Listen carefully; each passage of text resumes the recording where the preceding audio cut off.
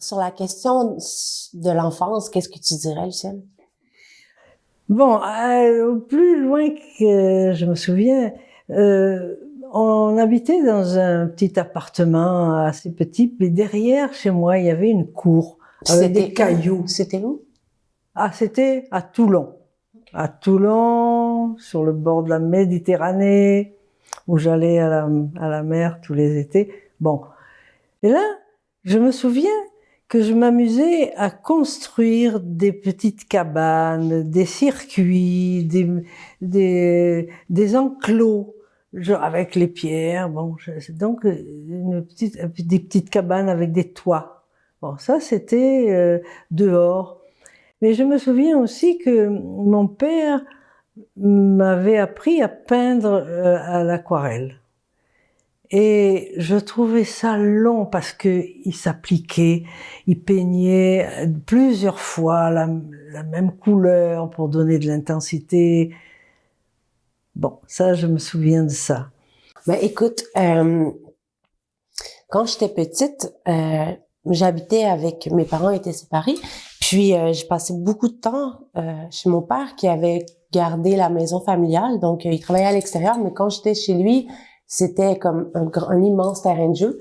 On habitait, derrière chez moi, il y avait un sous-bois, puis je me rappelle, c'est pour ça que je trouve ça drôle ce que t'as raconté, c'est que je me rappelle évidemment de cabanes. Mon père prenait des bouts de bois il enlevait l'écorce, il montait des camps, qui prenaient soin de remonter, parce que durant la semaine j'étais à l'extérieur, donc s'il y avait des intempéries, il prenait le temps de refaire le camp pour mon retour le vendredi. Puis dans le sous-bois, j'avais une fascination, un grand plaisir pour créer des chasses au trésor dans les arbres. Donc, il y avait des objets que j'allais cacher, un peu comme des amulettes qu'on devait trouver. Puis, un autre truc que je me souviens aussi, c'est que un de mes plus grands plaisirs d'enfance, c'était d'enterrer des choses un peu partout, comme des trésors. Et en me disant, je vais le ressortir plus tard pour voir qu'est-ce qu'il y en est.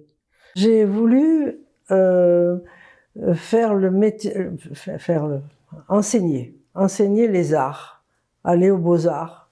Voilà, c'était parce que mes parents pensaient qu'il fallait que j'ai un métier. Pour ça, ils m'encourageaient beaucoup dans ce que je voulais faire. J'étais une fille, mais je pouvais faire ce que je voulais. Enfin bref, et ils m'ont encouragée dans ma décision. Enfin, c'était passion. Je sais pas si c'était une passion, mais j'avais envie d'aller dans l'étude des arts. Bon, c'était ça la première chose, avoir un métier. C'était la préoccupation des parents. Hein. Bon, alors c'était l'enseignement d'abord. Alors j'ai fait les beaux-arts, voilà, les beaux-arts. Examen à Paris, enfin, puis j'ai enseigné à Marseille les premières fois, là-bas, c'est ça. Ouais, en fait, moi, j'ai toujours dessiné, secrètement. Puis, mais c'était très secret, le dessin. Puis, j'ai fait j'étais intéressée aussi par la danse. Donc, j'ai fait plusieurs cours de danse. Jusqu'à 18 ans, j'ai cru que peut-être que ce serait ça. Donc, j'allais au domaine Forget faire des stages. Je faisais des stages avec des compagnies. Ouais, j'ai cru que ce serait peut-être ça. Puis, en fait, je suis pas très patiente, donc j'avais pas envie de faire le cégep en art avec tout ce parcours-là. Puis bon, je m'intéressais encore à la danse, donc ce que j'ai fait, c'est j'ai décidé de changer de province. Je suis allée vivre à Moncton, puis j'ai pu accéder tout de suite à l'université. Donc j'avais seulement dans mon bagage une session au cégep. Donc je suis rentrée à l'université de Moncton en art plastique. Et ça me permettait aussi, il y avait un volet, une mineure en art dramatique, puis art dramatique avait plein de cours en danse. Donc, je pouvais continuer des classes plus d'expression, puis de prendre des classes de danse aussi dans un centre culturel là-bas. Mais j'ai décidé de faire seulement qu'une année au bac à Moncton. Puis du coup, je pouvais m'inscrire à l'Université Laval en revenant au Québec. Donc, ça a été un petit peu... comment dire, j'ai fait une petite passe droite, là. Donc, je suis revenue à Québec. J'ai terminé mon bac à l'Université Laval. Puis, déjà pendant mes études, j'étais très impliquée là, dans la communauté. Donc, j'avais déjà des expositions. Puis, je m'intéressais à la communauté artistique de Québec. Là. Je pense que j'ai toujours cru, mais je pense que pour faire partie d'une communauté, il faut s'y intéresser. Puis que ce soit une communauté dans n'importe quel milieu. Là. Donc, c'est ça, je me suis impliquée beaucoup durant mes études. J'ai commencé à m'impliquer avec un organisme qui s'appelle le Centre d'artistes Polyculture. Leur mission m'interpellait beaucoup de travailler en art actuel, mais à démystifier puis à vulgariser la santé mentale. Donc, ça a été mon organisme un peu chouchou pour lequel je travaille encore. Donc, ça fait presque 20 ans là, que je m'implique avec Polyculture.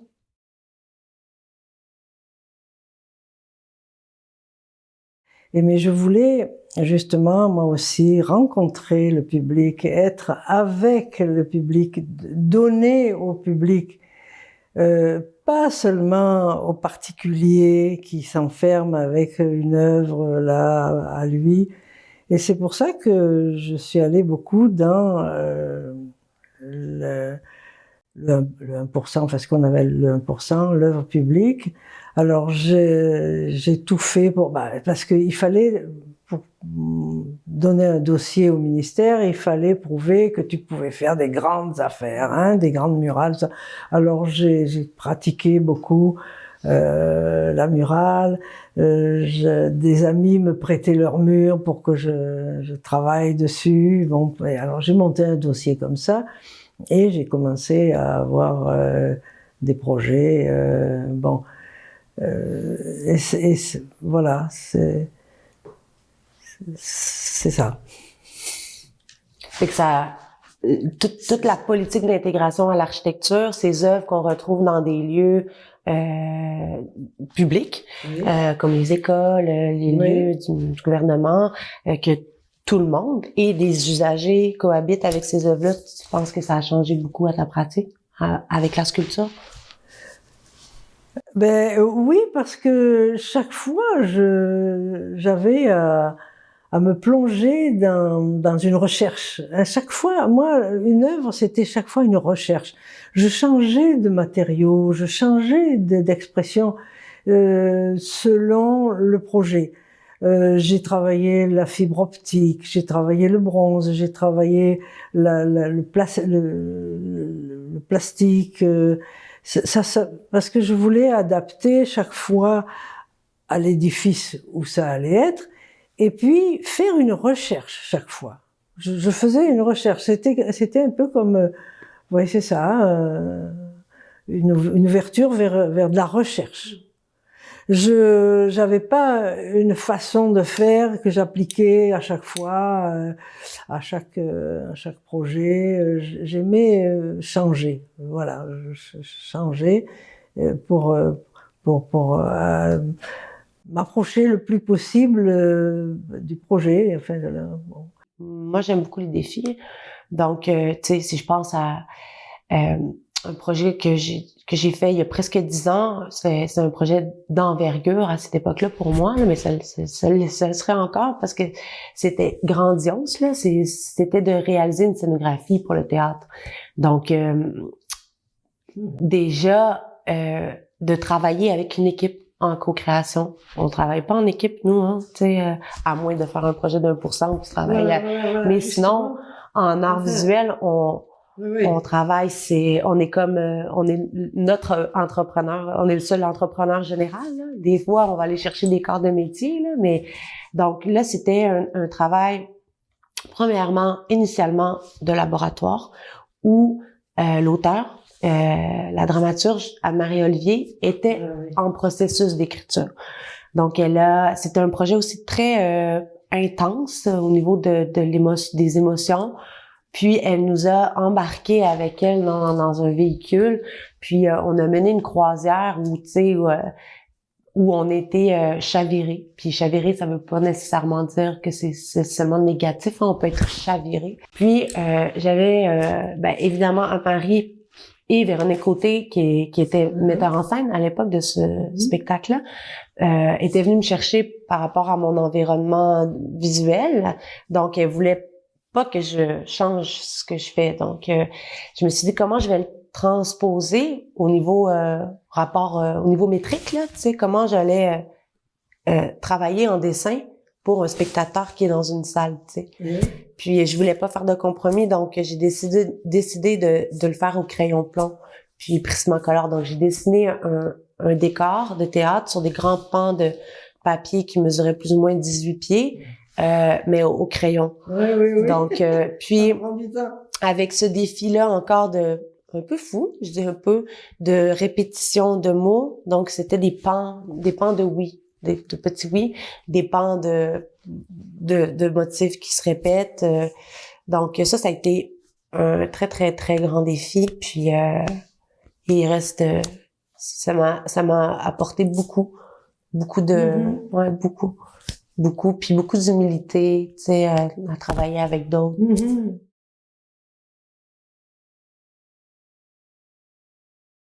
Là, moi, maintenant, j'ai laissé la création à l'atelier, vraiment, là, et je suis avec les enfants. Ça fait 3 ans que j'ai des projets avec des enfants d'une école, et c'est un atelier de création, là.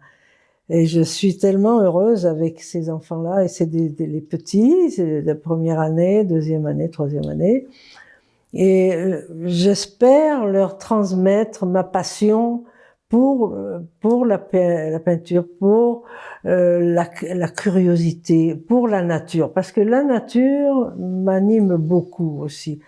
Il faut protéger notre nature, il faut protéger bon la planète, etc.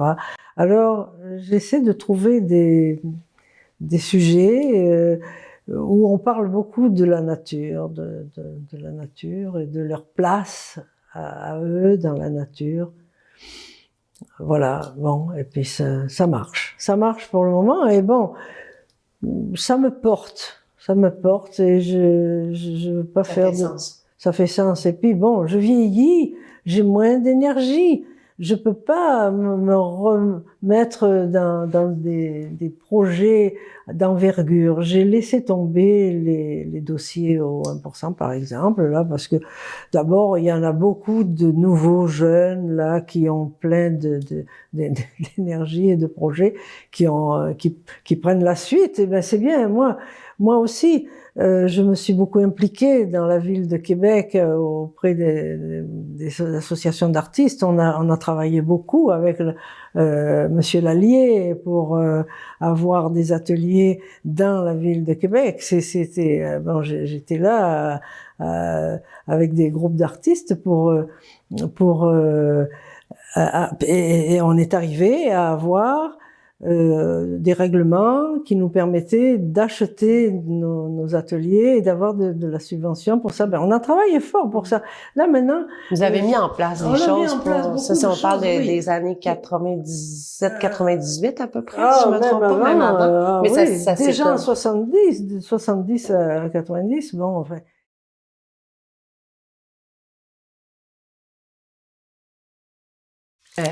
L'objet que j'apporte, c'est un cadeau que j'ai reçu pas très longtemps avant de rencontrer cet ami. Donc, c'est une artiste en art visuel qui portait ce collier de jade avec un œil. Puis elle le portait dans son cou, puis comme les enfants, je lui disais souvent « Ah, c'est beau ce que tu portes, tu me le donnes-tu? » Les enfants, je me souviens que je disais ça à mes amis, « C'est donc beau ça, ce que tu portes, tu me le donnes-tu? » Puis finalement, elle me l'a donné, comme ça. Ben oui, je te le donne. Ça te fait plaisir, ça me fait vraiment plaisir, ça me fait plaisir de te le donner. Comme, c'est ça, comme pour me faire plaisir. Puis pas très longtemps après, ben j'ai rencontré cette personne-là qui est non-voyante et qui, bon, ça a peut-être l'air un peu facile comme lien là, mais qui aussi a un œil de verre. Puis je sais pas, j'ai décidé que j'y attribuais toute cette magie-là à ce collier-là. Donc c'est un peu un porte-chance là ou un petit guide là, pour pas trop m'égarer. Alors moi, j'ai apporté une petite tasse qui vient d'Algérie. J'ai passé un an en Algérie dans les années 1965. Et c'est une petite poterie bien simple, bien ordinaire, en terre cuite sur un feu, sur des braises là, hein, pas un four spécial. Et c'est un père blanc qui me l'a donné. Ça s'appelle c'est un nom. C'est écrit en dessous. Oui, relis ça s'il te plaît. El Bou. Ici? Oui. Bouhamar? Non, okay. là. El. Oui. Goué. L-G-U-E. Oui, Gé. On dirait un N. Guénoucha. Voilà, c'est la Guénoucha. Bon. La Guénoucha. Et ça sert à prendre de l'eau, à prendre du lait, enfin à prendre des récipients. C'est comme une louche là, hein, comme une louche. On la prend, on la met dans un autre récipient. Et c'est un père blanc qui me l'a donné. Un père blanc qui commençait à vieillir et qui se débarrassait tranquillement de tous ces objets pour se libérer de la tâche. De la tâche au monde. Alors, ça m'avait touché beaucoup. Moi, je l'ai gardé. Bon, je m'en suis pas encore séparée. Mais voilà, El Guénoucha. Oui.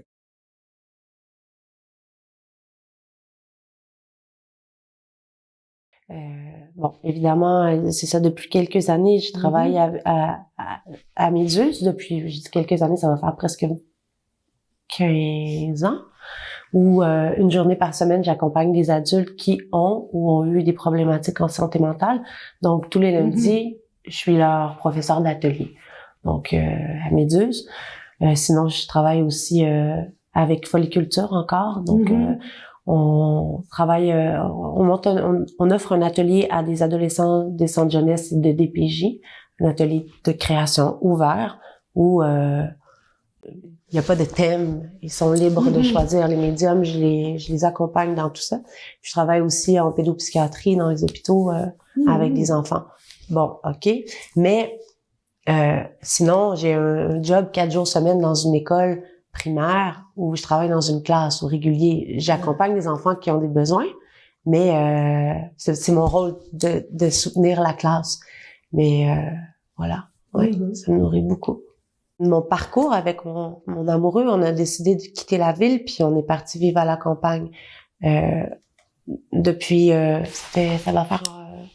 fait quelques mois, ça va faire bientôt 1 an qu'on y est installé à temps plein. Puis le projet était de rénover un petit lieu abandonné et très modeste et de le transformer en maison.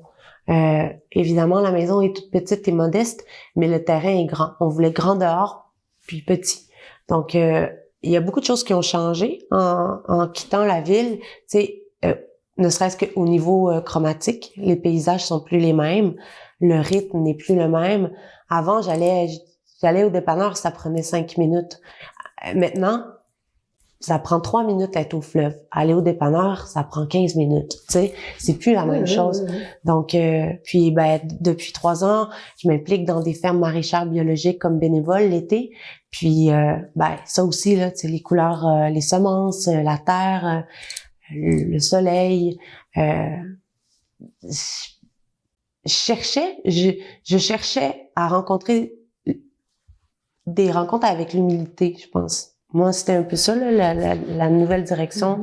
Des rencontres avec la nature, des rencontres avec des personnes humbles. Les maraîchers, pour moi, sont des personnes d'une extrême humilité, là, et d'une générosité.